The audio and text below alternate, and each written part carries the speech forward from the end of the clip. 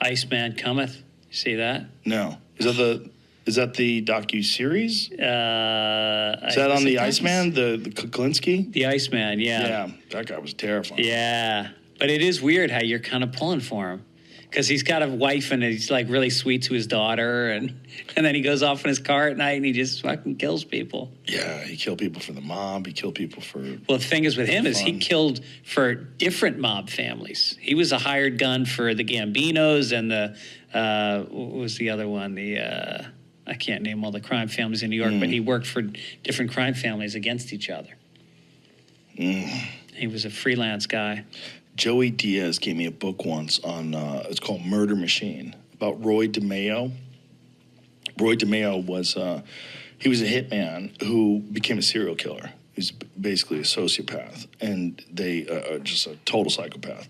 And they had like a room upstairs above this social club, and they would take guys to the room upstairs and just chop them up in the bathtub, and they would kill people like constantly. He was killing like 100 people.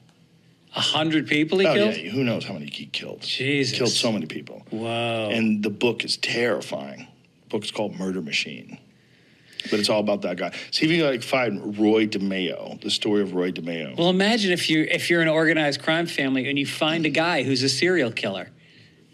He enjoys doing it. Yeah, first-rate story of a mafia murder crew so deadly that even John Gotti turned aside a contract on its leader. New York Daily News reports Mustaine and Capecci, co-authors Mobstar in 1989, tell a fascinating and repellently detailed story of Roy DeMeo and the gang he raised from teenagers in Carnegie, a Brooklyn neighborhood where death by natural causes is 6 bullets in the head, according to one cop. The middle-class DeMeo, a natural criminal, was carrying cash in brown paper bags and driving a Cadillac by his high school senior year. After establishing Loans Trucking headquarters in his Gemini Lounge in Brooklyn, he shipped scores of stolen luxury cars to Kuwait, distributed drugs. One of his crew was the chief supplier of cocaine at Studio 54. Oh, that's a good And gig. Wholesale child pornography. Damn! When the inevitable business disputes arose, his crew simply made the other parties disappear. The victims were lured into a clubhouse behind the Gemini Lounge before they were shot and dismembered.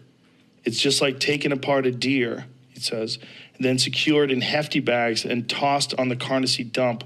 One murder led so easily to another that soon the Gemini method was used on anybody who got in the gang's way or annoyed them. DeMeo presented 3 of his coke-crazed crew with a set of custom carving knives, which they kept in their car trunks in case a quick assignment arose.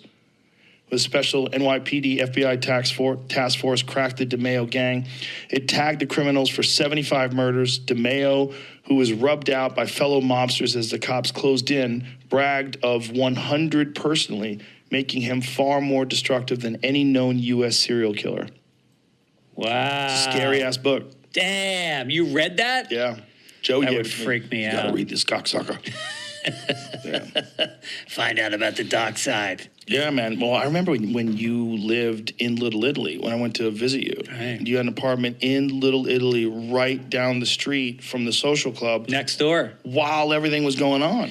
Yeah, I was on Mulberry Street between Prince and Spring, and the Ravenite Social Club, which was Gotti's headquarters, was downstairs and one apartment over from me. And they used to go, Wednesday night was the night when they all met. And so all these limos would start pulling up along the street. They would double park all the way down Mulberry Street, and they would go inside. And the way originally they got a wiretap inside the club at some point. I don't know how they got it in, but that's how they took down Gotti. But then Gotti found out about the wiretaps, so they started walking down Mulberry Street. They'd walk up and down, and they'd have their business conversations. So the FBI parked cars there ahead of Wednesday night, and they put microphones in the hubcaps of the cars. So as they walked by, they would pick up the snippets of conversation. Wow. Yeah. And that was your neighborhood. I was downstairs. What is it like sleeping, knowing that shit was right next door? Dude, the people that we rented our apartment from their name were Tony and Gladys. I'm not going to say their last name.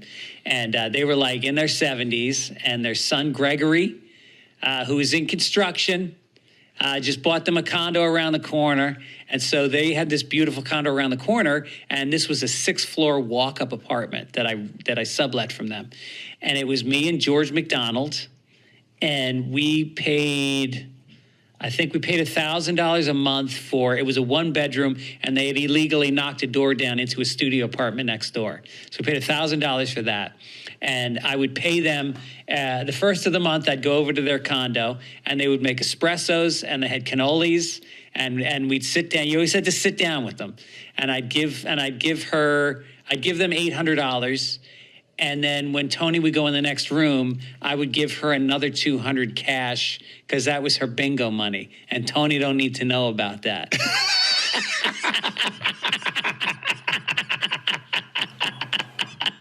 So Tony thought he was getting 8. Yes, he thought he was getting 8. And so we got broken into one time. Somebody came in through the roof and this meant when I was doing stand-up in New York, so I had a lot of cash because, you run around doing cash spots every night. So I had like $1,000, which at the time was a fucking lot of money. I had $1,000 sitting on my desk, and it got stolen and some other shit. And I told Tony and Gladys what happened, and they go, we're going to talk to some people about that. We're going to find out who did it because we know people. You know who I know. I'm not saying who I know, but you know who I know, and we're going to tell some people about it. Don't worry about it. We'll take care of it. So what happened? Nothing happened. Nothing happened. Yeah. I don't know how much he really knew Gotti, but I'm sure he did. Probably knew him a little, but imagine talking about that. Yeah. Mr. Gotti, I need to talk to you about something. Yeah. That's it. Yeah, that's the Raven Night Social Club right there. Yeah. Look how they used to dress on purpose. That's my apartment. Look like See Popeye. That? Dude, John I Gotti walked like up Popeye. and down 6 fucking floors every day. That's got to be good for you. How'd you carry your couch up there? It was all furnished. It was all their stuff. It all had plastic on the couch, and fucking there was shell casings in one of the end tables. Wow. Yeah. Jesus Christ. What is that neighborhood like now? Is it still an Italian neighborhood? It's all super expensive boutique shops. The kind of places where you walk in and they sell like 6 pairs of jeans and 3 belts. God. For like $1,000 each, and like great little restaurants that have like 5 tables in them. They still have those kind of places there? Well, that tenement's still there. Wait, 1, 2, 3, 4, 5. Oh, maybe it was only 5 stories. I thought it was 6.